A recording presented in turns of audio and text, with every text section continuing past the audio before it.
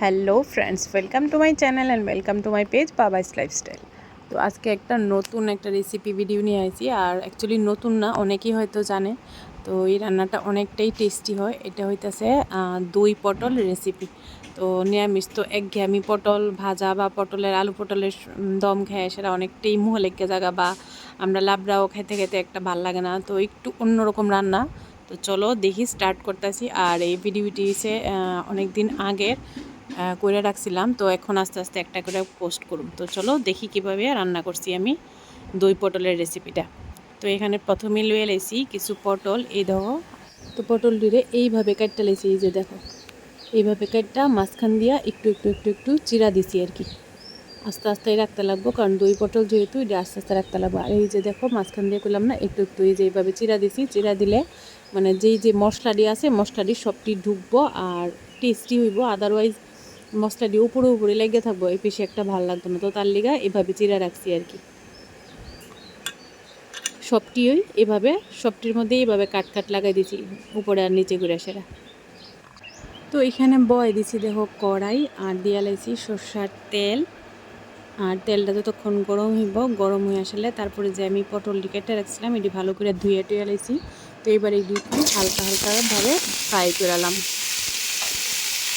এই যে দেখো, একটু হলুদ আর একটু লবণ দিয়ে সেরা দিয়ে একটু ভালো করে ফ্রাই করালাম, একটু লাল লাল করে।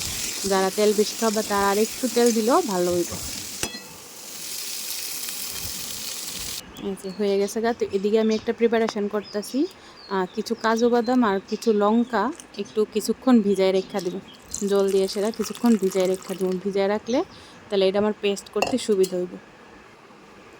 এই যে অনেকক্ষণ হয়ে গেছে গা ভিজা রাখছি, প্রায় ঘন্টা খানেকের মতো হয়ে গেছিলো গা। তো আশা করি এটা নরম হয়ে গেছে গা। তো এটা পেস্ট করে আলাম একবারে। তো চলো আমার পেস্ট হয়ে গেছে গা। তো এইবার এটার মধ্যে দিয়া দিমু টক দই। এই যে আমি কিন্তু মিষ্টি দই লইছি না, টক দই লইছি। এবার টক দই লইয়া এটারও আমি গ্রাইন্ড করে আলাম আবার। এই যে আমার গ্রাইন্ড হয়ে গেছে গা। দেখো একদম স্মুথ একটা পেস্ট তৈরি হয়েছে, এই যে একদম স্মুথ। তো এইবার একটা বাটির মধ্যে আমি লইয়া লাইতাছি যে যে মশলাগুলি লাগবো, জিরা আর ধনিয়া, হলুদের গুঁড়া, লবণ আর একটু লঙ্কার গুঁড়া, তারপর একটা পেস্ট তৈরি করে আলাম, ওইটারও মশলার পেস্ট। এই যে যেটা ভালো করে মিক্স করে পেস্ট একটা তৈরি করে লাইছি। তো চলো এখন ডাইরেক্ট রান্নার জায়গা। তো আমি তো নামাই লাইছিলাম পটলটি। তো এবার আবার রান্নার লিগা, অরিজিনাল রান্নাটার লিগা আমি তেল বসাই দিছি। তো এবার দিয়ে লাইতেছি দারচিনি, এলাচ ফোড়ন দিয়ে লাইছি। তো এটা একটু যখন স্মেলটা বাইরিলে তারপর বাকি জিনিসটি দিমু।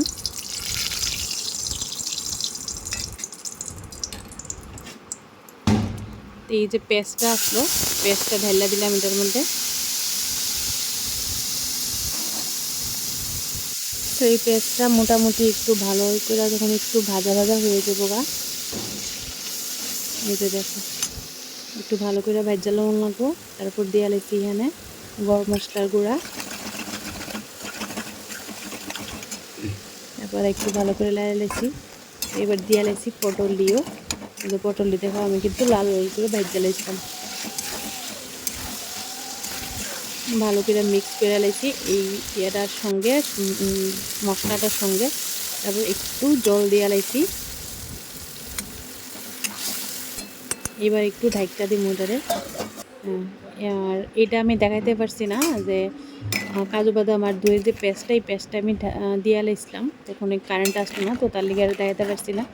তো এই যে দেখো এরকম একটা কালার আইছে ওখানে। তো এটার আবার ঢাইকা দিমু, ঢাইকা দিয়ে সারা এটারে হইতে দিমু।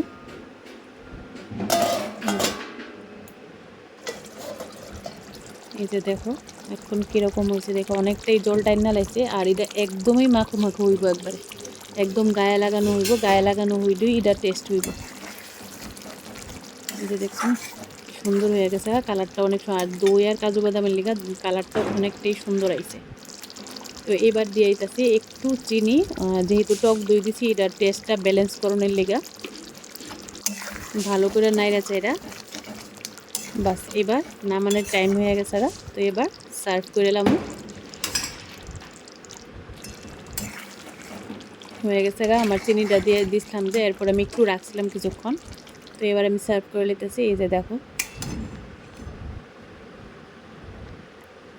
আমি যখন মানে এটা সার্ভ করতেছি তখনই আমার এতটা ভাল লাগতেছে, আর যেরকম কালারটা হয়েছিল এরকম এটার টেস্টটাও হয়েছিল, অসাধারণ টেস্ট হয়েছে। মানে এরকমভাবে রান্না করলে অসাম লাগে। মাছ মাংস খাইতে যেরকম একটা আলাদাই টেস্ট লাগে, এটারও একটা আলাদা টেস্ট আছে 2 বটলে। তো খুবই ভালো লাগে এই রেসিপিটা।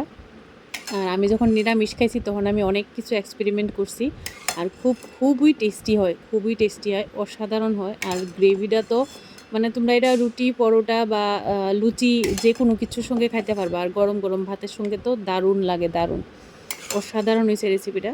তো অবশ্যই তোমরা বাড়িতেও ট্রাই করবা এরকম কইরা, কারণ অনেক সময় আমরা একঘেয়ে পটল খাইতে খাইতে অনেকেই পটল পছন্দও করে না।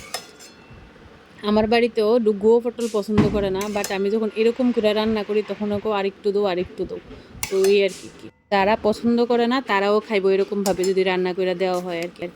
তো রান্নাটা কীরকম হয়েছে অবশ্যই তোমরা জানাইবা, এটা কালারটা কীরকম হয়েছে বা দেখতে কীরকম হয়েছে, বা এখন তো তোমরা কইতে পারতা না। অবশ্যই অনেকে যারা যারা রান্না করছে তারা অবশ্যই কইতে পারবো, কিন্তু যারা যারা করছো না তারা অবশ্যই ট্রাই করবা। অসাম লাগে খাইতে, অসাম লাগে, মানে অসাধারণ টেস্ট লাগে, সত্যি অসাধারণ টেস্ট। অবশ্যই বাড়িতে ট্রাই করবা, আর অবশ্যই আমার একটা কমেন্টে জানাইবা যে কীরকম হয়েছে। আজকের রেসিপিটা ভালো লাগলে অবশ্যই আমার পাশে থাকবা, আমার একটা লাইক কমেন্ট সাপোর্ট করবা। আর আবার দেখা হইতেছে নেক্সট ভিডিওতে। আজকের লেগে এখানেই শেষ করতেছি। সবাই ভালো থাকো, সুস্থ থাকো, টাটা।